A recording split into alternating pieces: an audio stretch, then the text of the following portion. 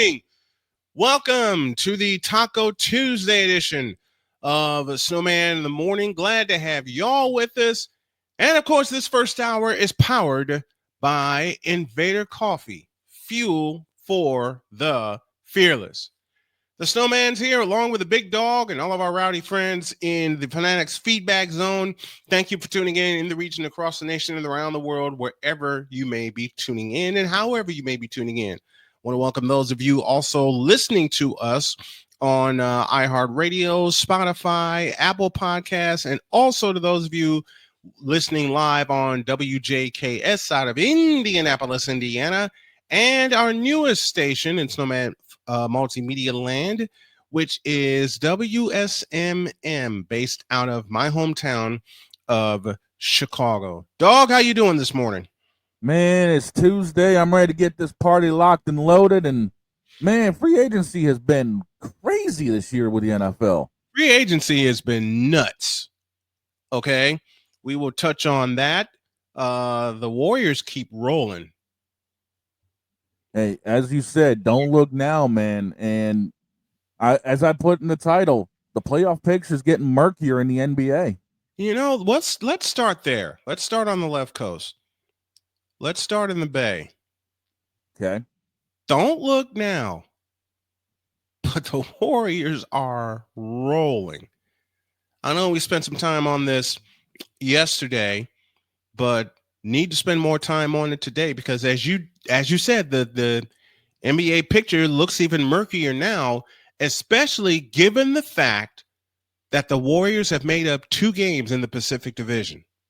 Yeah, they're only 3 back of Houston in the 5 seed, but they could potentially, the way things are shaping up, jump all the way up to the 2 because they're only 5 back of the Nuggets with under a dozen and a half left. And we see the Nuggets, I believe, twice more. Twice. We see them twice more in the final 17 games.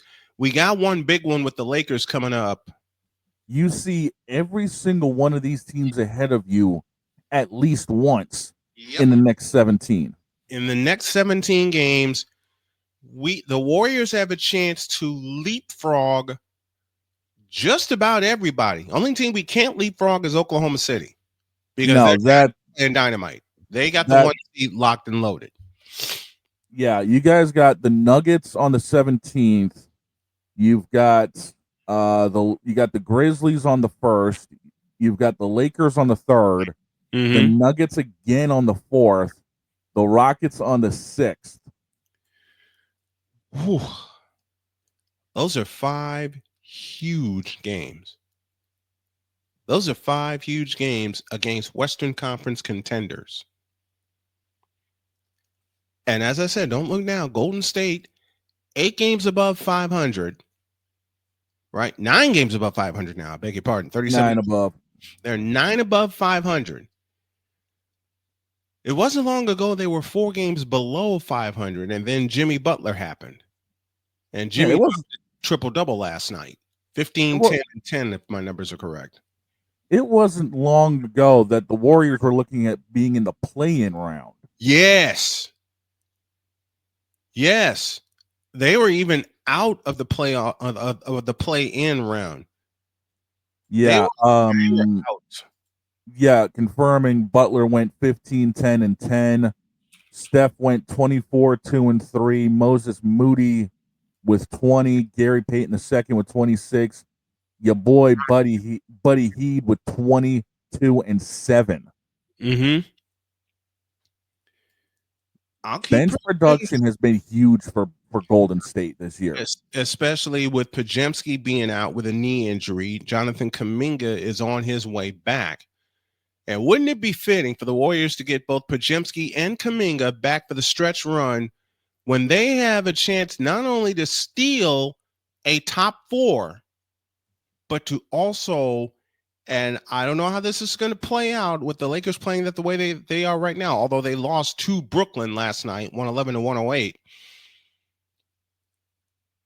All I can keep preaching is don't look now. Don't look now. And I'm going to say this. if I was Cleveland here on the East Coast, I'd be checking my rearview mirror a little bit because there's a green hooded hot rod coming up right behind them. The defending world champion Celtics are starting to get back on a roll. And they're only 7.5 back. I will keep my prediction of my world championship series until I'm shown different.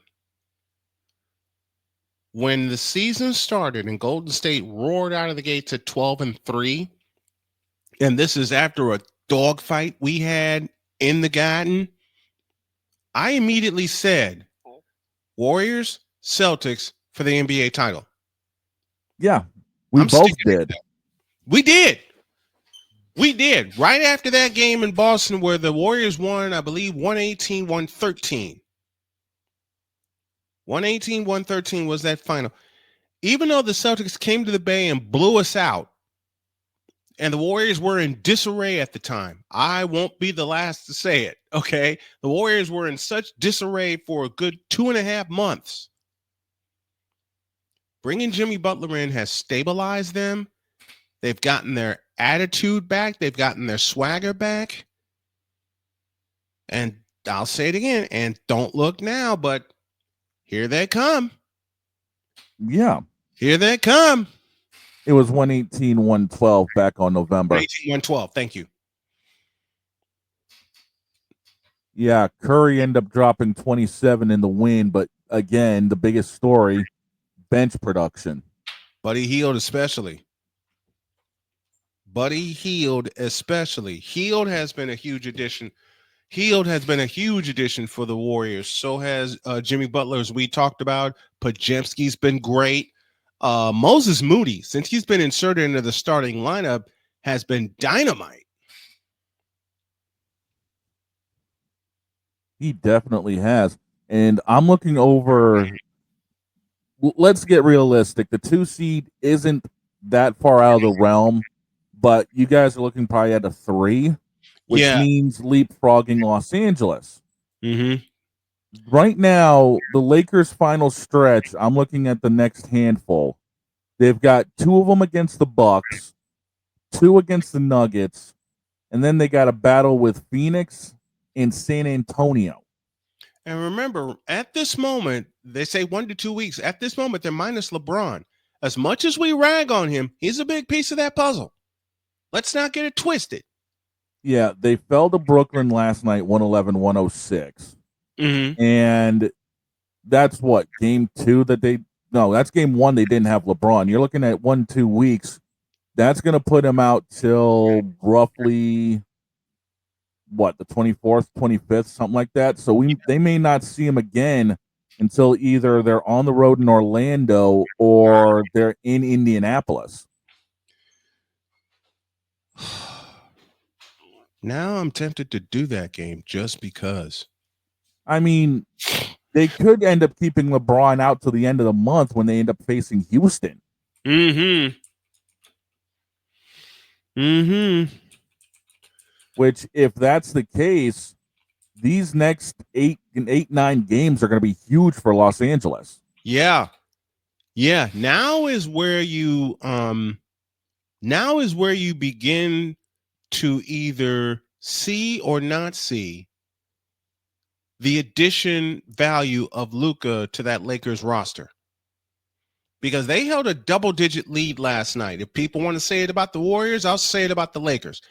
They held a double-digit lead last night, yet they let Brooklyn come back and steal that game. Yeah, they were up 12 after 1, and then Brooklyn just basically put a curb stomp on them. Mm-hmm. They shut them down in the second and then basically went into cruise control mode. Crazy. And the thing is, Luka went off for a triple-double. He went 22, 12, and 12. Mm-hmm. You had Gabe Vincent with 24, Dalton Connect with 19, Austin Reeves went 17 with 10 dimes, and Jordan Goodwin went off for 17 in 24 minutes. But the problem is, you're not getting your production. And here's the thing, their centers have been their problem this year. Yes. Los Angeles has absolute jack in the 5 spot. Mm-hmm. I mean, their starting center, Alex Len, 0 points, 2 boards, 2 dimes in 13 minutes. Everything else got rotated. Look out. Look at and it's going to be a tough stretch for the Lakers coming up. It's going to be a tough stretch for them.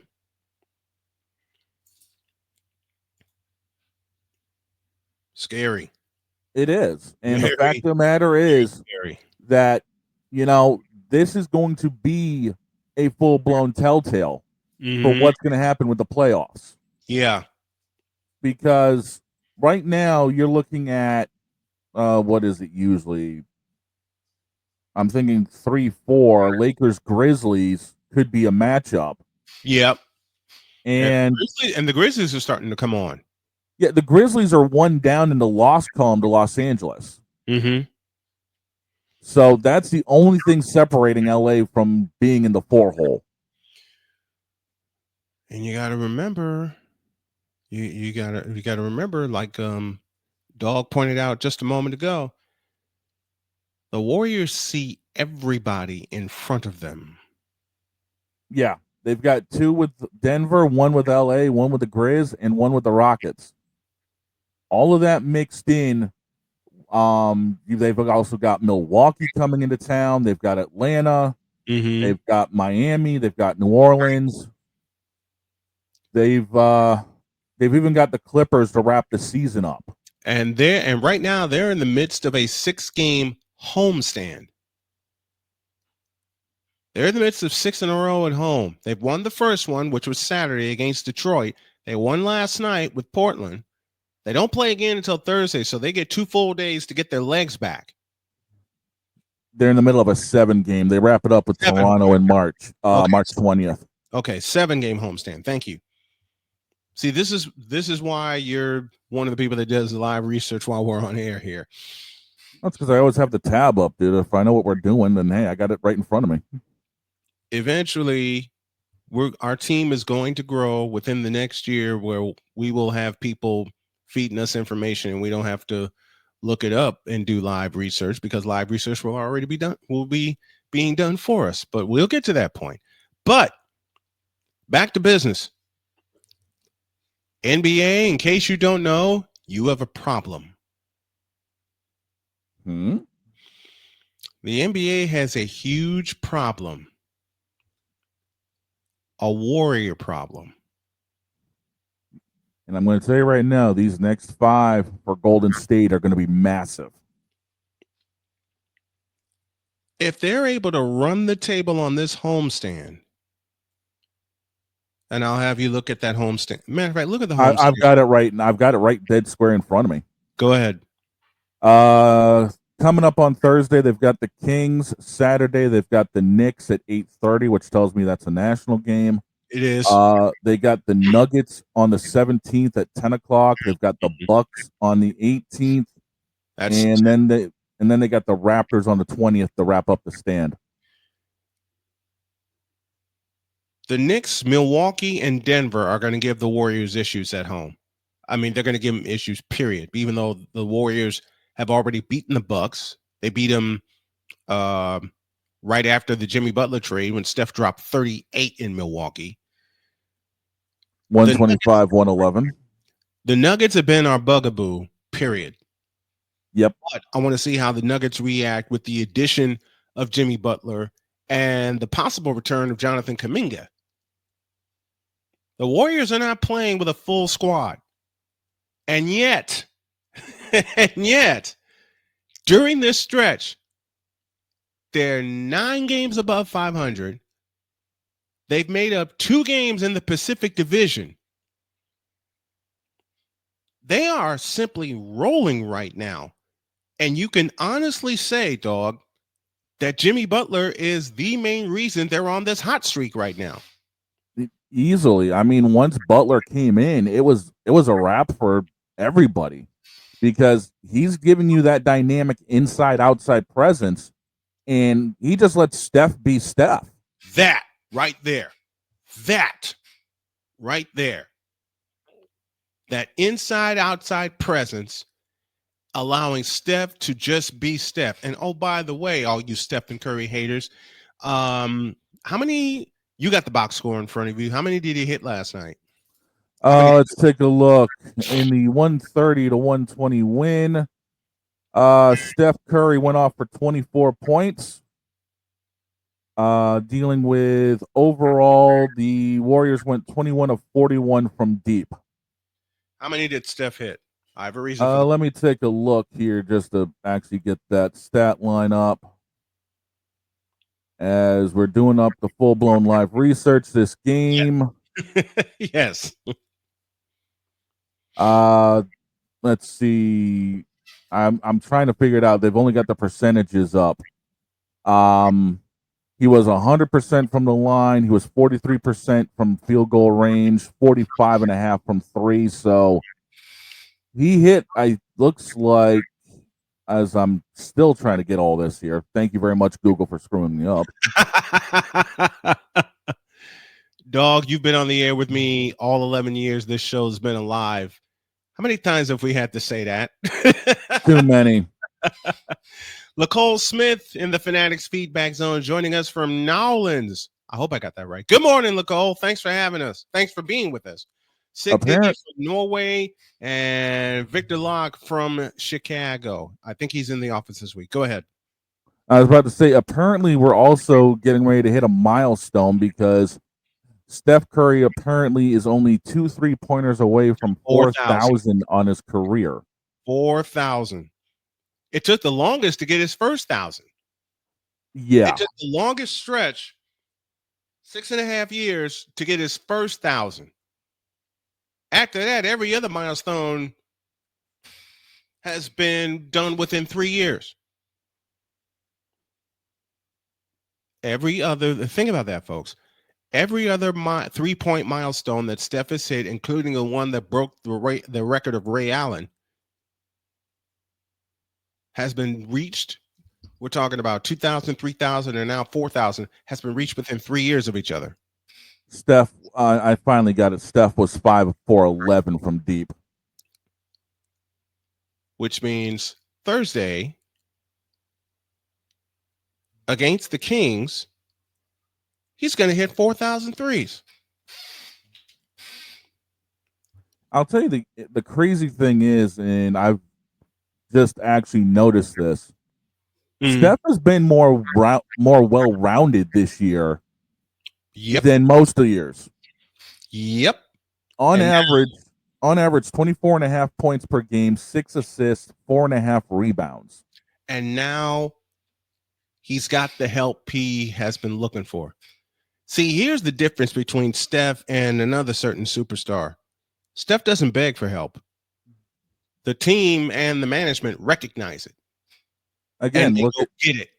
Look at the help he got last night. Moses Moody with 20, Gary Payton II with 26, Buddy Hield with 20. Bench production. You said it all. When the Warriors were going through their slump, you said it. Bench production is going to be key for them to get back in the race. You said that when they dropped to the 11 spot. Yeah. You said it. Victor confirmed it. And like 40 other people after we did that show confirmed it. The bench production is going to be huge. The return of Kuminga is going to be even bigger. You know, they didn't have Pajemski last night, their other sharpshooter. But this is a Warrior team that is getting their act together. And I said on this show after Christmas, after we came back from the Christmas break, I said, do not be surprised when the Warriors get their act together. And everybody called me crazy. Well, their act has gotten together. And they're still getting it together. That's the scary part. Again, the fact is they have gone from being out of the playoff run to possibly knocking down the 2 seed. Frightening, isn't it? Yeah, that's what's scary right now. I mean, the Lakers are on a 2-game skid. Everyone else in front of them has won. Let's see, the Grizzlies and Rockets have won 3 straight. The Nuggets won last night. Yep. The only other team that is on a consistent win streak, as long as the Warriors have been, Minnesota. Minnesota. And Minnesota's only one behind the Warriors in the loss column. Got to keep winning. This just shows you how tough the Western Conference is. Got to keep winning. Oh, and y'all better keep your end of the bargain. Hmm? The Celtics better keep their end of the bargain. I got a feeling we will. Good. Because I don't want to hear anybody from Cleveland climb down our throats. I've got a feeling we'll keep it because I'm the only couple of games that we've got coming up that semi even remotely worry me.